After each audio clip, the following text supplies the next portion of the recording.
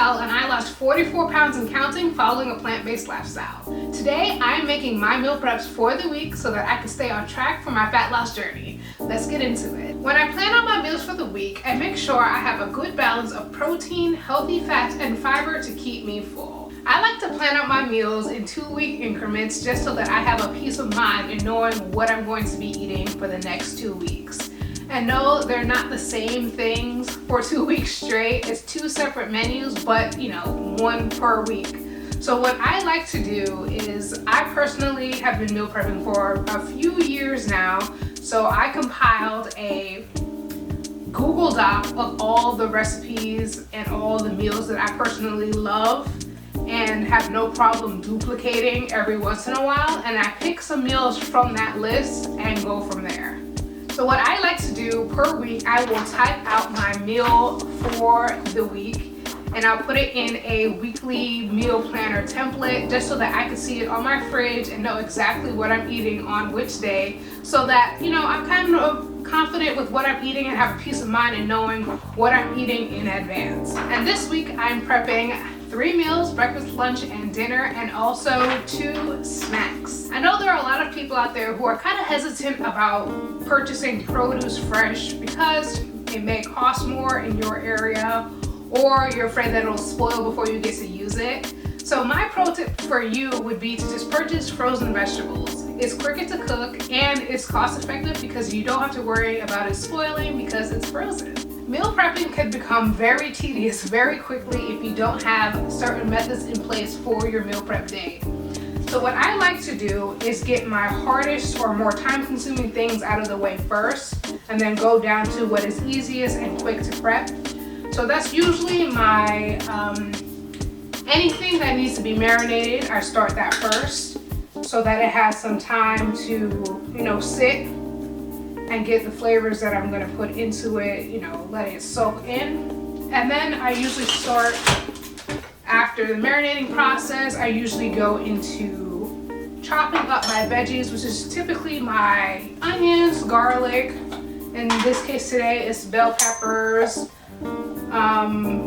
tomatoes, cucumbers, stuff like that. People often ask me, how do I not get bored when it comes to meal prepping?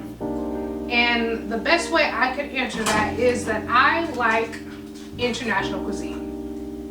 I will travel the world specifically to try other countries' foods and stuff like that, so I incorporate that into my meal prep as well. For instance, today for lunch I am doing a Mediterranean themed meal, and then for dinner I'm having a West Indian themed meal. So that's the best way for me to keep things interesting. I just travel the world in the comfort of my kitchen. When I'm seasoning my meals, I always start off with my favorite quad of seasoning. So that would be onion powder, garlic powder, salt, and pepper. So I use white pepper and black pepper interchangeably depending on what kind of flavor profile I'm looking for. So for instance, today, for my oyster mushrooms, I have white pepper in here because I want it to be a milder flavor when it comes to the peppery spice. I know a lot of people don't particularly care to chop up their veggies when it comes to meal prep, and I suggest either one, buying your produce already pre-chopped, even though that will cost you more money in the long run because you are paying for convenience, or you can get one of those chopping machine things. I see them a lot online. It's just like a little container. You put your onion or whatever on top, and then you just close the little mechanism and it chops everything for you. And a lot of people, from what I've seen online, enjoy that part because it makes chopping easy and they're able to do their prep faster. For me, I actually enjoy the chopping process. I think mostly because it has everything to do with uniformity and repetition. I just like that kind of stuff for some reason.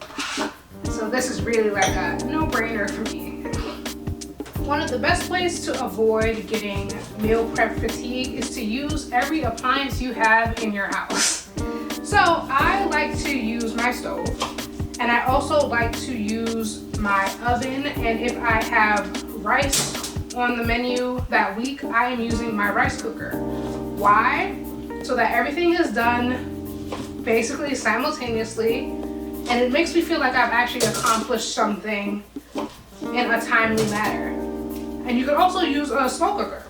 I have that as well. I use that when I'm making dried beans or if I'm doing like a chili or something like that, because we like to work smarter and not harder over on this side when it comes to meal prep. Another pro tip for you, if you save your vegetable scraps like I'm doing in this produce bag, you could use it for compost if you garden, or you could save it up, put it in your freezer, filling up a gallon size Ziploc bag, and you can make your own vegetable broth. After cutting up all my mise en place for my meal prep, I like to cook whatever is going to take the longest first, so that the cooking time for everything else after that gradually decreases, and it makes me feel like I'm actually accomplishing something. Typically when it comes to making my meal preps, I like to think in a balanced way. So for every meal, I like to have some kind of healthy fat, protein, and a grain. Typically my healthy fat is always avocado oil or olive oil, because that's what I use to cook majority, if not all the time. Healthy fats could also look like avocado, some nuts and seeds. If you eat fish, it could be fish like salmon, tuna, mackerel. It could also be some eggs, which would actually be a source of healthy fat and also protein. I know starting a meal prep journey can be very intimidating at first, because I'm sure the questions come up on what should I meal prep, how should I meal prep, and all of that. And once you get the hang of it, things get really easy really quickly. What I like to do to ensure that my meal prepping stays on point is to keep certain staples in my house at all times.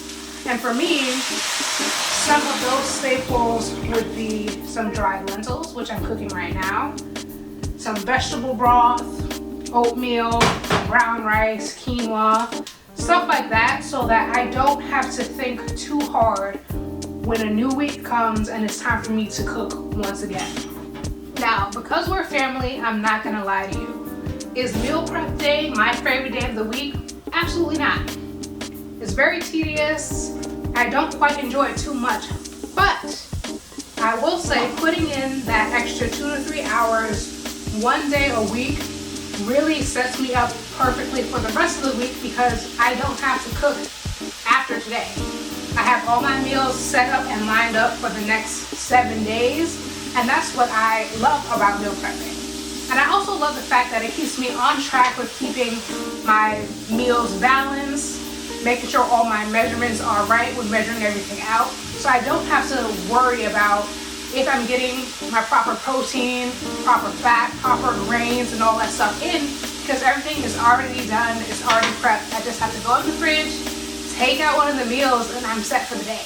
Earlier in this video, I mentioned that I like to work from hardest meal to make to easiest meal to make. So the last meal that I have to actually prep would be my breakfast, which is typically overnight oats, so I just throw everything in a jar. So I love using these airtight containers for my overnight oats, just to ensure that they stay fresh longer, because I know that is probably the most concern people have when it comes to meal prepping. How do you keep everything nice and fresh? And with this, I use half a cup of oats,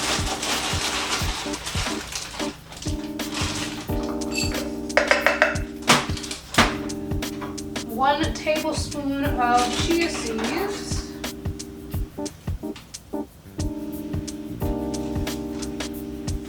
a few sprinkles of cinnamon,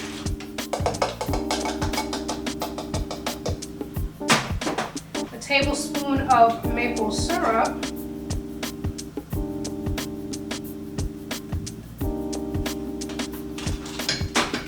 and 1 cup of unsweetened almond milk, and my prep for breakfast is done. So in terms of toppings, so this is my base for all my overnight oats. And then depending on what flavor I want, I will just add that either at this step or the following day. So the overnight oats that I'm having this week is going to be blueberry flavored, And I purchase frozen blueberries just to keep them longer.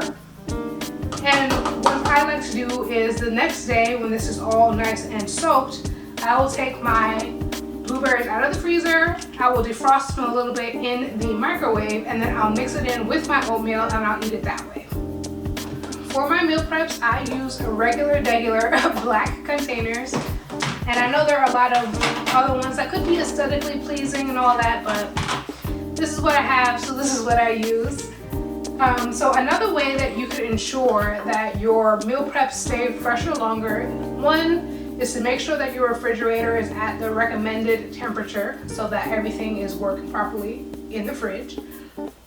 Two, I also like to make sure that all the food that I cooked for the week comes down to room temperature before I put it in the fridge. Because if you were to put your hot food in your meal prep container, cover it up, and then put it in the fridge, you're more likely to get condensation build up in your meal prep, and that breeds bacteria, and then your food is probably not going to last as long as you would like it to. Also, to ensure freshness, you could always cook in batches. There's no right way to really meal prep. You could meal prep for 2 days, and then on the second day, meal prep for the next 2 days, and so on, so that definitely ensures freshness. So my first meal is going to be some jasmine rice. I scoop out half a cup, put it into my container with some jerk mushrooms. I do about 3/4 to a cup of lentils. That is my protein source for this meal. And then I also do about half a cup of Brussels sprouts. Usually my vegetables range from half cup to a cup depending on what kind of vegetable it is.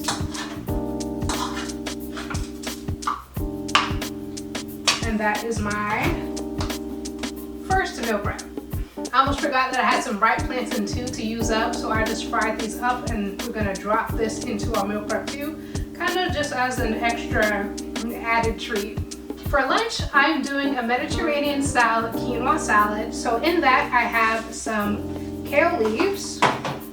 This I don't measure out because it's vegetables. There's no real need to measure that part out in my opinion. And then I'm gonna top it off with some quinoa. For this, I also do half a cup. That's typically my measurement amount for grains. Then I'm gonna top it with some of our marinated oyster mushrooms. And this is all that we're going to put in this bowl for now. So another way to make sure that your meal preps stay fresher longer is to separate your wet ingredients from your dry so that it doesn't get soggy and nasty. So off to the side in its own container, I have some cut up cherry tomatoes and cucumbers that's going to go on the salad.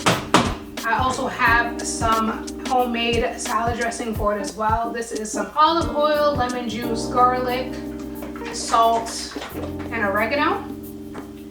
That also will go on here, and also some pickled onions and some feta cheese. So once I'm ready to eat this tomorrow, I mix it all together and just indulge. And just like that, I am set for the week. I have 5 of each meals. I have my snacks, which I didn't record because it's literally just yogurt and some sliced apples, popcorn, and some protein shakes here and there throughout the day. I hope this video was very encouraging to you, and I hope this helps you to start your meal prep journey as well. Feel free to comment below any meal prep struggles you have, and maybe I could be of some help to you. Don't forget to like, comment, and subscribe for more videos like this one. And remember, healthy does not mean boring. See you next time.